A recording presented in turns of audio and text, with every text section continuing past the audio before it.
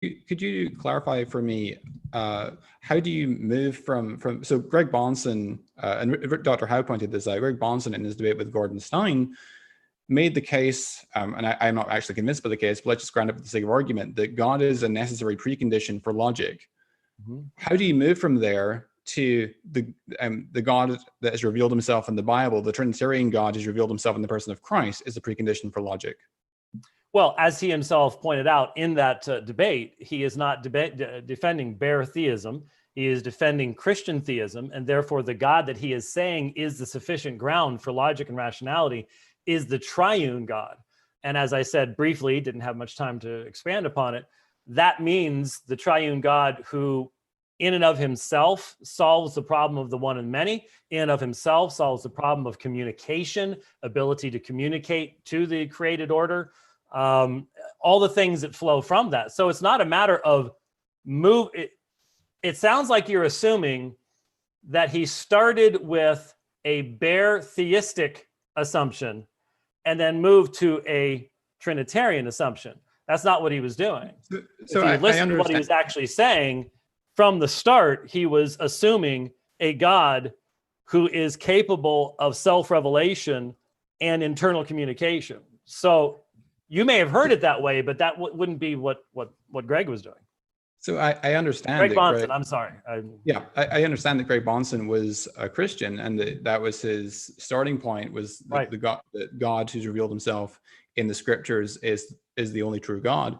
But that's not the same thing as demonstrating via argument that God exists. He was saying to his opponent, he was demonstrating that and in fact, this was right at the same point in the debate that most people go, oh, I see. Because his Stein is attempting to utilize reason and logic to define what a spiritual being is. And in the process, Greg managed to demonstrate that he is assuming the existence of logic as a non-physical reality that he is basically has no means of establishing within his own worldview. So he's establishing the transcendental argument. He's providing the internal critique. But what I'm hearing you saying, moving from, I'm simply disputing that he was moving from anything, because you're assuming he started over here and moved there. He didn't. Let me phrase it differently. Let me phrase it differently then. What argument did Greg Bahnsen provide to demonstrate that not just any God is the precondition for rationality, but the Christian God is? Again, the whole concept of being able to reveal himself and to be the origin and source of the laws of logic and reason that we possess today requires the triune God, not merely a monistic God or a Unitarian God. Why? Because of communication. Because this is how the Trinity answers the question of the one and the many.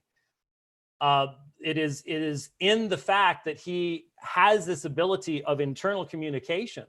And this is something that I've dealt with our Muslim friends. They have a Unitarian monotheism, a radical Unitarian monotheism that cannot ground any concept of love or communication outside of Allah creating. How can he do any of these things outside of that context?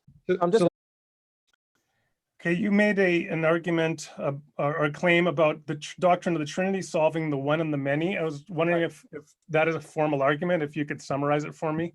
I don't know that it would define as a formal argument. What I'm saying is that it is a common issue in the history of philosophy. The two cliffs that you fall off of, either into something where individuality is lost and all becomes absorbed into the one, or you end up with no ability to have any type of unifying reality to where individualism can actually exist and have meaning.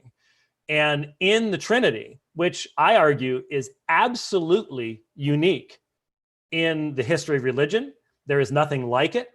None of the Egyptian gods, none of that is even close to what you have in the Christian doctrine of the Trinity, where you have one being of God shared completely and fully by three divine persons, the equality of those persons, the eternality, their relationship, perichoresis, and everything else that goes along with that.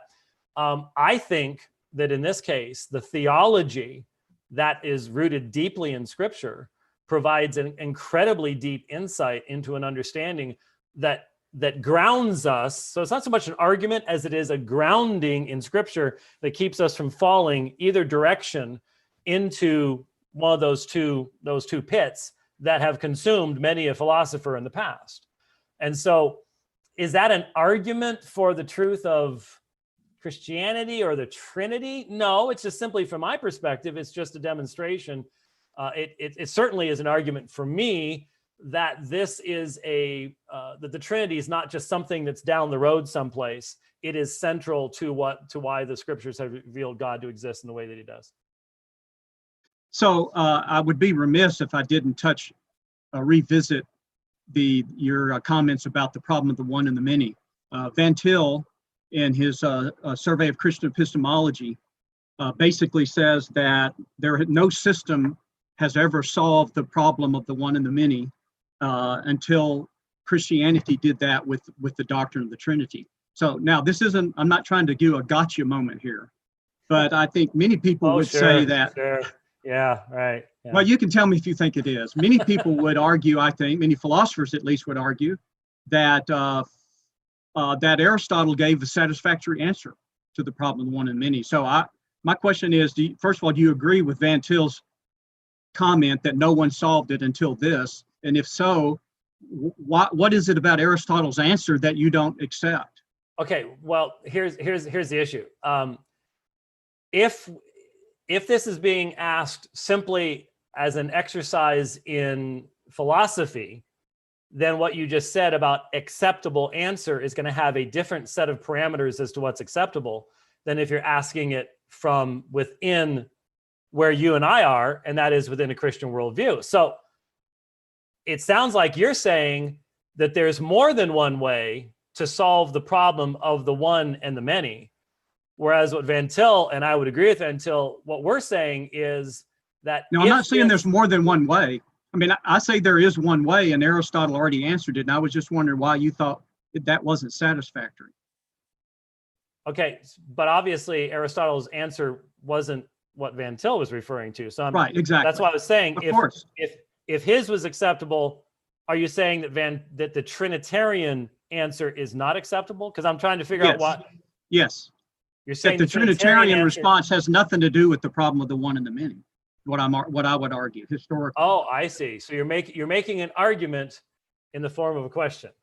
Okay. Well, so my argument is motivated by the fact that, and I'm still trying to understand the presuppositionalist position on the problem of the one and the many.